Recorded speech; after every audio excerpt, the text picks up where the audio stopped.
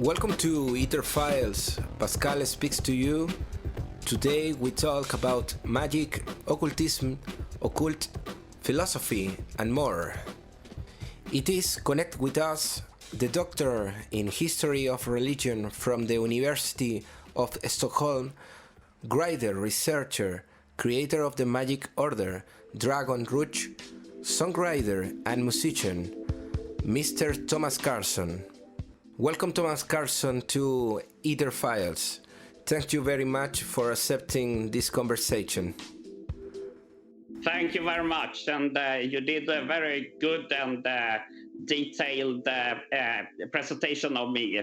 It's a pleasure to be within this podcast, not least because this is something important for my mission right now, or has been the last years. It's to connect the world together. So we are sitting now on a very far distance geographically, but we can speak about things that are equally important for both of us, despite where we live. Okay, very well. Thanks a lot, Thomas. For this conversation, we have a translator, Andrew of the New Orleans.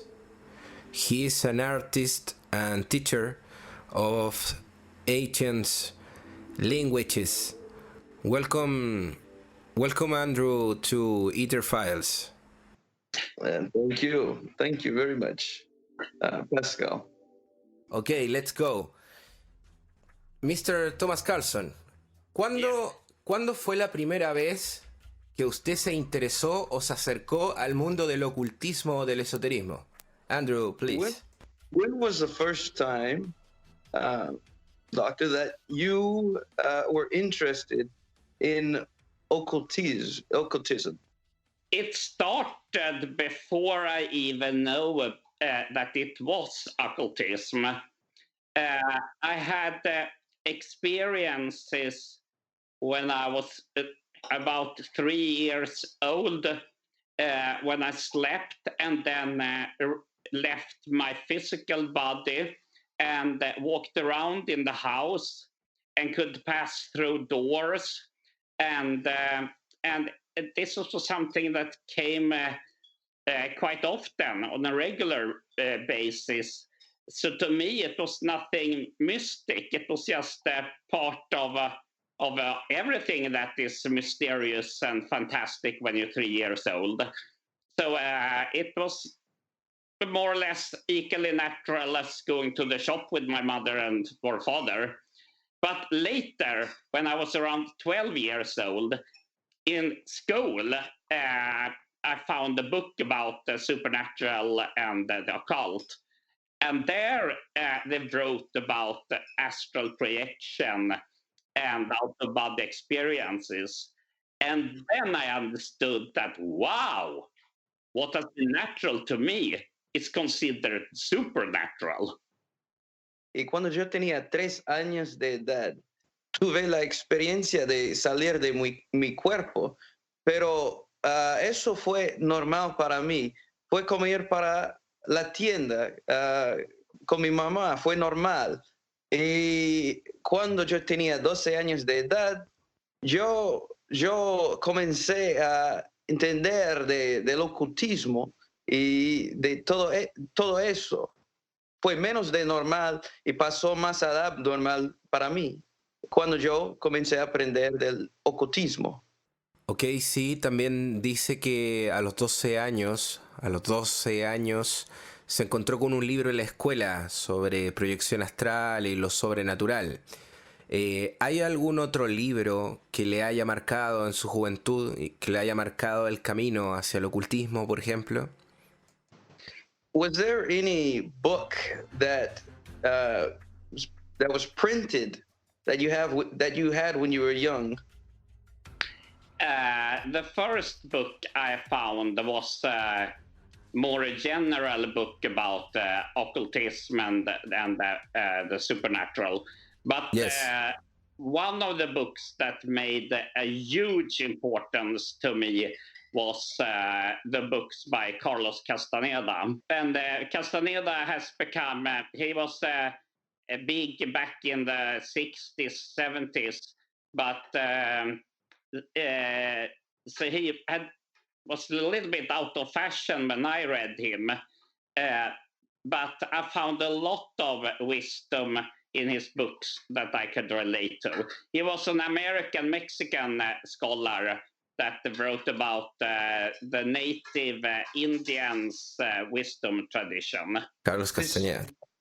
El primer el libro de ocultismo, pero el primer libro que me interesó tanto fue de Castaneda. Ok, en relación a las experiencias paranormales, ¿cuántas experiencias paranormales tuvo antes de crear la orden Dragon Rouge, por ejemplo? Before you founded the group Dragon Rouge, how many paranormal experiences had you had? Thousands. Mil. Yeah. Mil. So it was part of the reason why I founded Dragon Rouge, because I felt there is a need to share my knowledges with people and to also make people be united, because people have so much different knowledges. And if we act as a group, we can become much stronger and we can get knowledge from each other.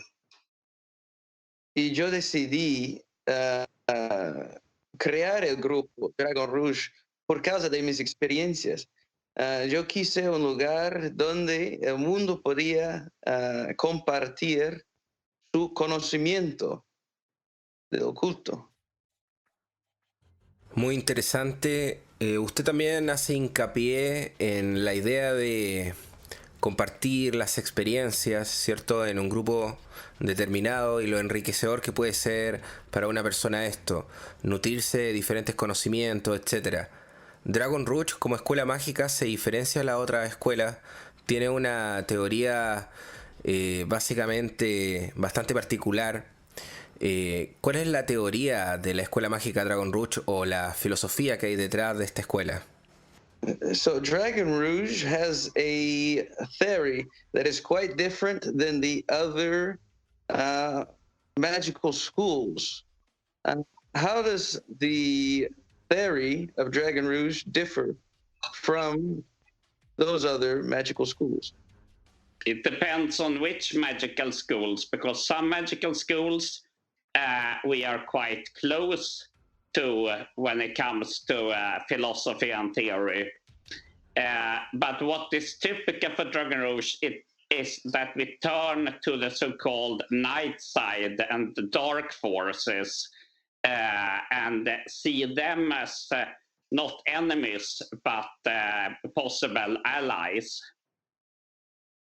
Entonces, en nuestra escuela, nosotros tenemos la teoría que se llama el lado de la noche o las fuerzas oscuras.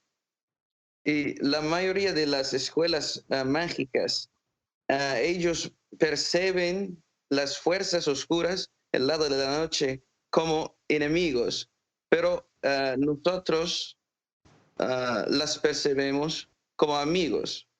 Archivos. Perfecto. ¿Hay detrás de la Dragon Rouge una influencia de la psicología del siglo XX, por ejemplo?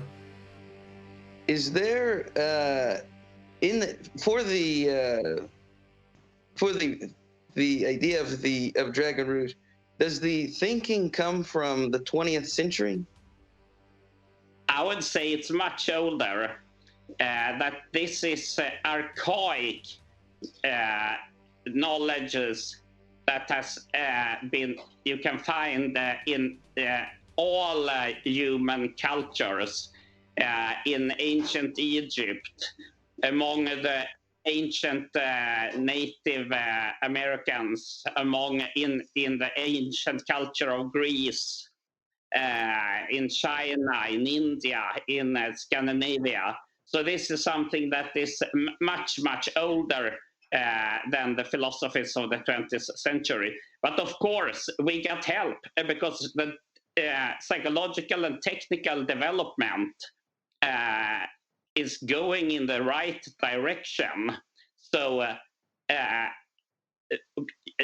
we can use the advancements of psychology and technology to learn more about ancient and archaic mysteries. Entonces, la idea, el conocimiento es más viejo o más antiguo que del XXº siglo. Del siglo XX. Viene de culturas como Egipto antiguo, viene de las culturas indígenas de las Américas, de India, de los griegos, de China, en muchos lugares. Y los misterios son tan antiguos como los seres humanos mismos. Sí. And two, modern psychology and technology and biology and science help the occultist, and because the progress of mankind rather prove that the ancient mystery traditions were right. Y la nueva tecnología moderna y las nuevas ideas y la nueva psicología moderna nos ayuda a mostrar que las tradiciones antiguas estuvieran correctas. Ok, Aleister Crowley describía la magia como una ciencia y ponía énfasis en el concepto de voluntad. ¿Usted comparte esta idea? ¿Cómo define usted la magia? Aleister Crowley spoke about magic as if it were a science. How would you describe magic? I think it's no reason to try to find another definition of Crowley's definition of magic. To me, I use the same definition as Aleister Crowley because I think it's very good. It's about action in accordance with your true will. Yo usaría la misma definición que Aleister Crowley, que la magia viene de su propia voluntad. En el caso de rituales de culturas antiguas como cultura griega o egipcia, ¿usted ha investigado sobre los rituales de estas culturas y ha añadido algunos ritos a su escuela mágica, por ejemplo? And as for the rituals of ancient Egypt and ancient Greece, have you added those to your order's rituals? Absolutely, but not all of them, because we work with the dark parts of this mystery tradition. So we work with what is sometimes called the demonic aspect. Sí, nosotros los incluimos, pero no todos los rituales de ellos, porque nosotros en nuestro grupo, nosotros trabajamos con la fuerza oscura. Ok, a ver, ¿cómo podría definir lo que es esa fuerza oscura para que la gente que no está a este tema pueda entender a qué se está refiriendo? And so, when you say dark forces, for those people that do not know about this theme, how would you define it? They are so hard to define because it has nothing to do with good and evil. This is not about that angels are good and demons are evil. It's nothing about that. But the nearest we can come is that we look at universe and can just see there out there is dark matter and dark energy, and we still not know exactly what it is, but we know it is there. But the ancient mystery traditions already know about dark matter and dark energy and describe them as the realm where the demons and dark spirits are living. Entonces existe en el mundo, pues las fuerzas oscuras no quiere decir que demonios son malos y ángeles son buenos. Quiere decir que hay la fuerza oscura que existe en el universo, como por ejemplo hay la materia negra, oscura, la materia oscura que existe afuera en el universo, en el espacio, y las civilizaciones antiguas, ellos tenían conocimiento de eso. Yeah, that for us, this with dark energy and dark matter is quite new, and we still not really know what it is. But in the ancient mystery traditions in ancient Egypt, for example, they know exactly about the dark energy and dark matter, and that it is worlds beyond our universe. La energía oscura y la materia oscura es nuevo. Todo eso es nuevo para nosotros. Pero para las culturas antiguas, ellos tenían conocimiento de eso. Pero eso hace parte de nuestro mundo. Perfecto. ¿Qué cultos específicos de Egipto o Babilonia están relacionados con la orden Dragon Rouge, por ejemplo? What cults of Egypt and Babylon are closest to what Dragon Rouge has? One, it is that in some of their rituals and cults, they try to invoke the dragon, but under other names.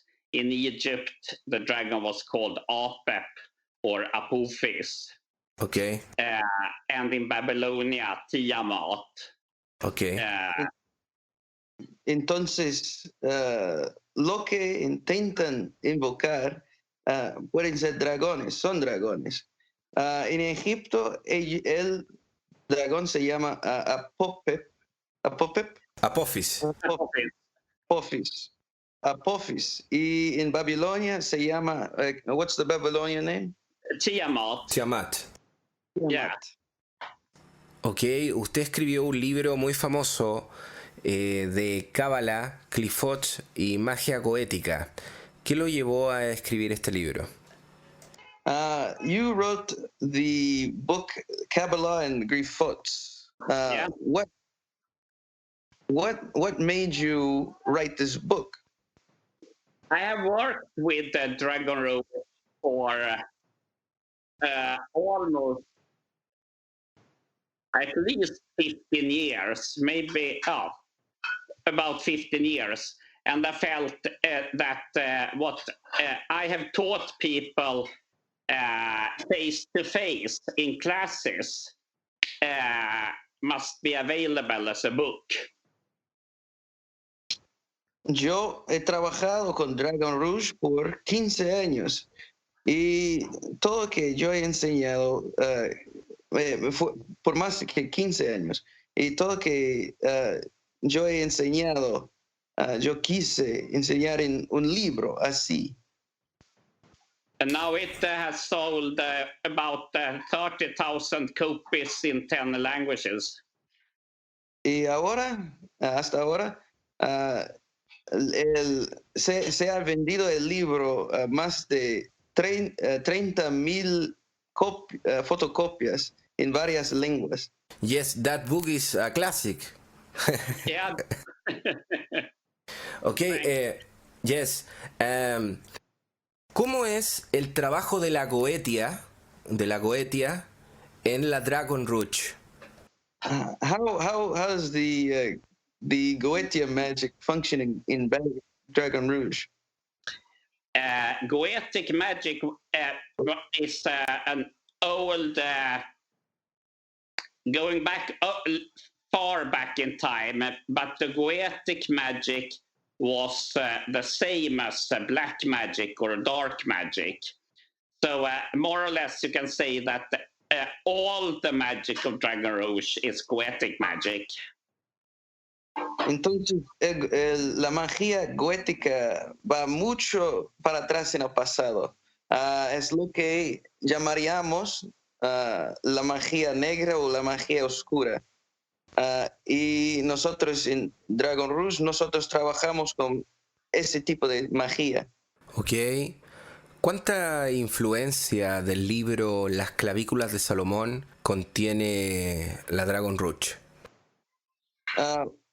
What influence does the Keys of Solomon have in Dragon Rouge? Quite much, but we saw that it is not. It must be developed because the Key of Solomon was made. It is not structured enough, and my book is about to structure up the Key of Solomon so it becomes a real Key of Solomon that can open up real doors to other worlds. No tiene suficiente estructura la clavícula de Salomón, pero nosotros lo usamos. Y la clavícula de Salomón sí puede abrir puertas acá. Perfecto. Usted en su libro precisamente es muy crítico sobre el origen de las clavículas de Salomón.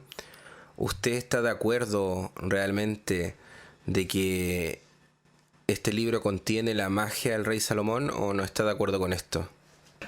Do you agree that the book, the Key of Solomon, do you agree that has the magic of Solomon, or do you agree with that, or do you not agree with it? It's hard to say because it's so much legends. So we know so little about the real Solomon. So what is like 50% fiction and 50% truth? It's almost impossible to say. But we can say that these keys of Solomon are very good keys if you learn how to use them. Pues eso depende, porque hay muchas leyendas con Salomón. Entonces puede haber 50% ficción y 50% realidad. Puede ser así, pero lo que es importante es que nosotros podemos usar las clavículas de Salomón. Ok, ¿cómo usted podría definir el árbol de la muerte? O si puede hablarnos de este, que es contrario al árbol de la vida. And I would like for you to talk to us about the tree of death, which is contrary to the tree of life.